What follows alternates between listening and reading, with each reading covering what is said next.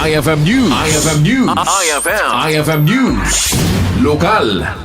Nabarati pa ng sangbay ti Mariano Marcos State University ken ni Dr. Rose Cachempo, dati a professor iti Universidad ken agdang mga professor iti University of the Philippines, Mindanao. Ken may sa DOST-PC AARRD balik scientist.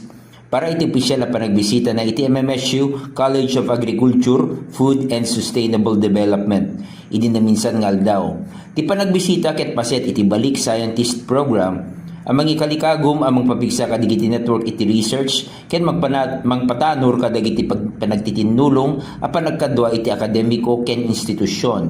Babaen iti detoy nakipagkita kadigiti kamen ti faculty ti MMSU a pakairamanan da Dr. Raymond Julius Rosales ken Dr. Glisten Faith Pasqua a dati met akadwa na iti laboratorio manipod iti King Mongkut's University of Technology Tonbury nga agdamamit nga alumni ti MMSU.